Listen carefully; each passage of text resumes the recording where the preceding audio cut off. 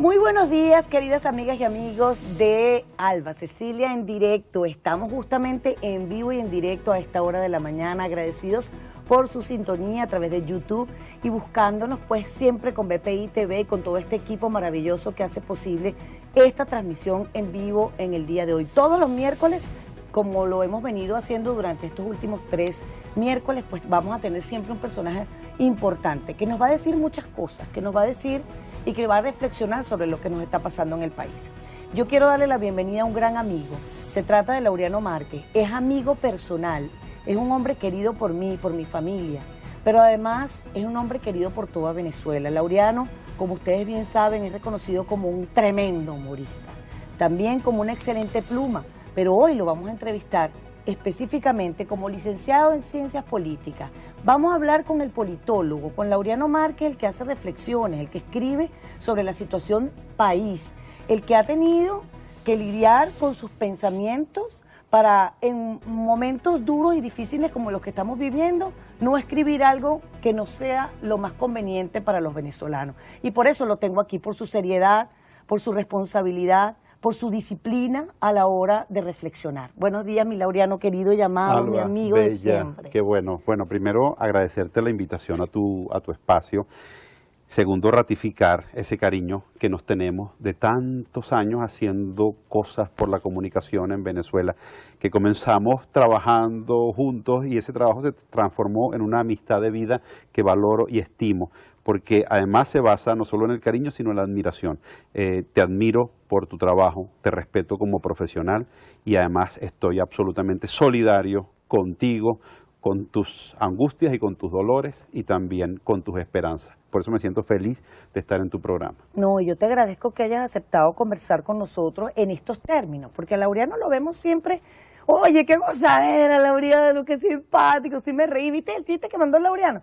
Pero, señores, Laureano tiene muchos escenarios abiertos para contar lo que dice su experiencia como licenciado en Ciencias Políticas, graduado en la Universidad Central de Venezuela, y lo que le dices, bueno, su conocimiento también como humorista, porque es una mezcla de muchas cosas, ¿verdad? Sí, absolutamente. Yo pienso que pues el humor, en mi caso, se nutre de mi profesión, y mi profesión se nutre del humor. Es un raro ejercicio de la ciencia política, pero es el que me tocó y bueno, y creo que ha dado algún fruto. Sí.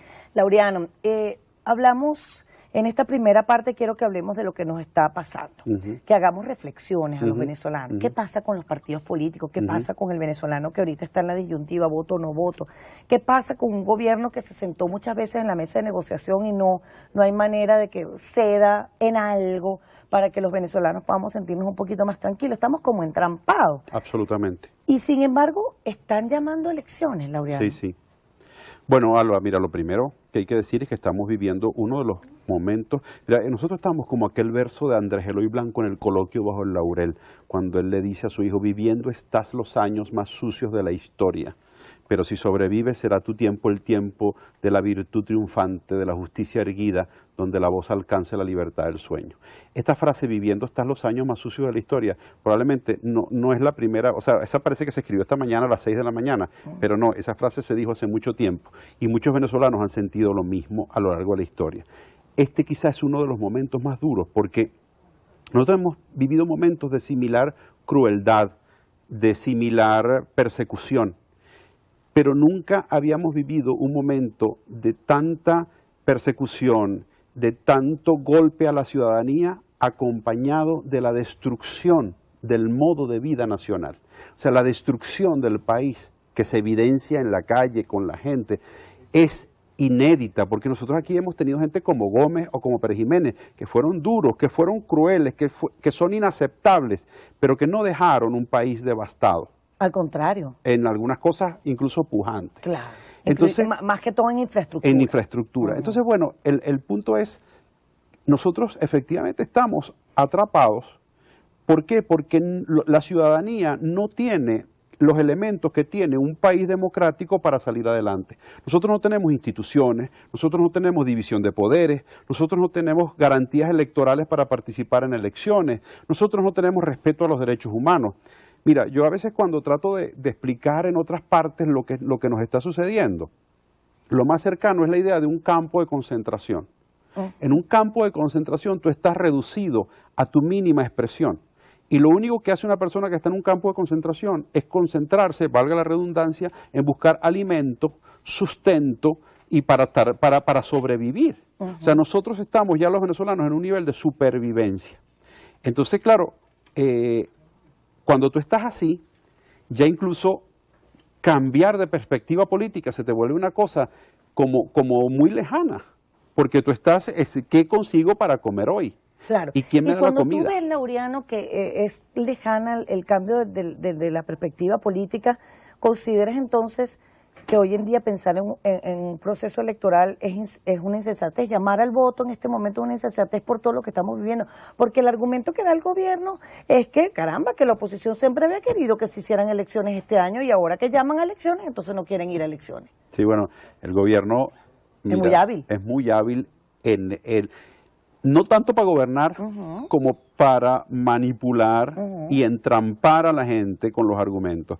Por supuesto que queremos elecciones. Yo soy un defensor de las elecciones. Yo siempre, más bien mucha gente entre los opositores me detestan porque yo he mandado siempre, o sea, no he mandado porque yo no mando a nada, sino he dicho siempre que voy a votar. Siempre has dicho que hay razones para votar. En este momento, realmente, ¿cómo podemos votar? ¿Cómo podemos votar con un sistema electoral que está abierta y descaradamente en manos del gobierno? Mira, en Venezuela, durante el chavismo, desde la época del presidente Hugo Chávez, se fue construyendo un sistema electoral fraudulento. No tanto porque Chávez lo necesitase, sino porque Chávez lo estaba probablemente construyendo para el momento en que pudiera necesitarlo, y ese momento llegó. ¿Por qué? Bueno, porque la gente no quiere esto. Y hay que buscar una manera de votar en la cual la mayoría no se exprese. Claro. La manera que han encontrado para que la mayoría no se exprese es simplemente negar la existencia de un voto transparente, honesto y limpio. Sí. Entonces, lo que puede suceder en unas circunstancias como esta es que simplemente votando o no votando logres exactamente lo mismo. Porque se ve a todas luces que el sistema electoral y el Consejo Nacional Electoral lo que hace es seguir instrucciones desde el Palacio de Miraflores. ¿Y cuál sería en este momento, de acuerdo a tu criterio, Laureano, el dilema de la oposición? ¿Qué pasa con la oposición venezolana? Han estado realmente quemando todos los cartuchos, diciéndolo en lenguaje coloquial, se sientan a negociar, no se pueden, se levantan, no firman, pero ¿hay algo que falta ahí que sientes tú que el venezolano común y corriente que le gusta, pues, entre otras cosas, ir a votar? Porque nosotros somos personas que nos gusta ir a votar, lo debemos hacer. O sea, ¿qué pasa allí con la oposición? Oye, yo no sé, yo sí, Alba, si te dijese algo que le ha faltado a la oposición en este tiempo, es grandeza de alma. Es lo único que yo extraño. Extraño grandeza de alma y extraño proyecto. ¿Por qué grandeza de alma? Grandeza de alma para entender que en este momento lo importante no es quién pueda o no ser candidato presidencial o lanzarte a la candidatura presidencial, porque eso da currículum internacional de que yo me lancé a la candidatura presidencial. En este momento hay que tener grandeza de espíritu para colocar los intereses del país por encima de apetencias personales o de partido. Yo sé que eso es sumamente difícil para quien su actividad es la lucha por el poder, pero hay que hacer algún ejercicio por lograrlo. No lo han entendido todavía. No lo han entendido. Entonces, unos dicen que sí, otros que no. No entienden además que no es aceptable la división en la oposición. Por supuesto que hay un sector de la oposición que es un sector de la oposición que está al servicio del régimen, y eso ya sabemos qué partido es y qué personaje es. Bueno, ese personaje ya se sabe quién es. Sí. Ahora, quitando ese personaje, la oposición debe tener un criterio de unidad de criterio, de unidad de ideas, de unidad de proyecto. Y lo peor, Laureano, es que la gente lo pide a gritos. La gente dice, debemos ir unidos, si no vamos unidos no vamos a ir bien contra un gobierno que ya ha demostrado el poder que tiene y las apetencias de seguir en el poder. Claro. Porque es apetencia de poder del gobierno y es apetencia del poder de la oposición. Entonces ahí hay un juego entre dos bandos muy fuerte donde en el medio estamos los ciudadanos comunes y corrientes. Así es. Yo he escuchado, por ejemplo, algunos argumentos que dicen, bueno, concurrir unitariamente a las elecciones para probar el fraude.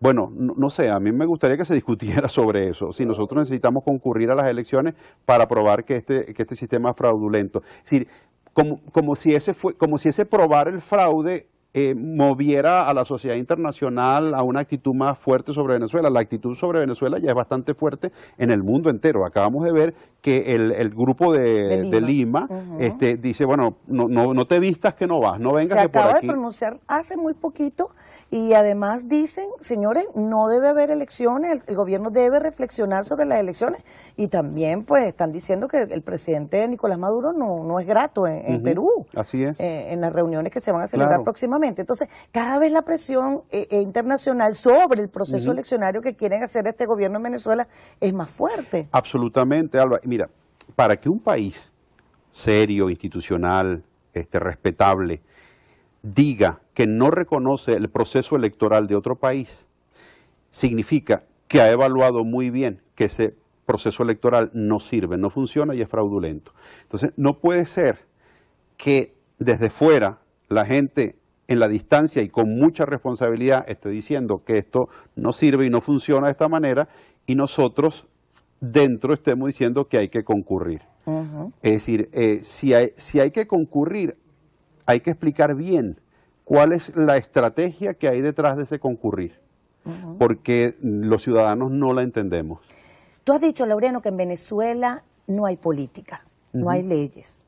No hay instituciones, lo decía hace un minuto, instituciones genuflexas al Estado, que no es la idea. Porque siempre el factor político estaba involucrado en esto de las instituciones y se mueven de aquí para allá y tratan de hacer su parte allá adentro, ¿no? Pero nunca habíamos visto unas instituciones tan arrodilladas al Estado venezolano como en este caso. ¿Cómo hacemos para reconstituir el poder? No se puede reconstituir. O la política. Sí. ¿Cómo hacemos para que en Venezuela exista nuevamente política? Tú que eres politólogo. Bueno, es que solamente puede haber política cuando los políticos vuelvan al poder. El poder en Venezuela en este momento no está en manos de políticos, está en manos de otro tipo de personas que se puede describir con otras características. No son políticos. Entonces, los políticos son aquellas personas que entienden que el marchar de un país implica la negociación de todas las fuerzas que conviven en el país, de todas las opiniones ideológicas, de todos los puntos de vista. Por eso existe un parlamento o una asamblea nacional. ¿Qué es la asamblea nacional? Es el cuerpo en el cual los que piensan diferente se reúnen para tomar un criterio común, que es una ley. Una ley es aprobada por la mayoría de ese cuerpo que es colegiado y que es de distintas procedencias. En Venezuela eso ha sido anulado, la Asamblea Nacional no existe. Es decir, se ha cerrado abiertamente el espacio del debate político. Aquí lo único que hay es la imposición desde el poder de una línea de acción y no se permite otra cosa que no sea la aceptación sumisa. Por eso cuando se va a una mesa de diálogo, este diálogo no es efectivamente diálogo, este diálogo es, aquí está esto y acéptalo. Incluso el propio mediador está de parte de una de las partes. O sea, Rodríguez Zapatero le dice a la oposición, ¿por qué no firman el documento? Que cabría la pregunta que hizo el profesor Andrés Estambuli a Zapatero. ¿Y por qué el gobierno no firma el documento? Porque no es válida esa pregunta también la OLI. ¿Por qué no firma el gobierno el documento de la oposición? Bueno, terrible además ver ese tipo de mediaciones que uno siente que, oye, es que estás como muy del otro lado, ¿no? Vamos a hacer una breve pausa aquí en Alba Cecilia en directo a través de BPI TV. En solo minutos vamos a ver a nuestro querido Laureano Márquez, bueno, hablando muy seriamente para que se den cuenta que no solamente es el humorista amado y querido, también es el hombre que escribe, que tiene una pluma maravillosa y a quien también admiro profundamente. Ya veremos.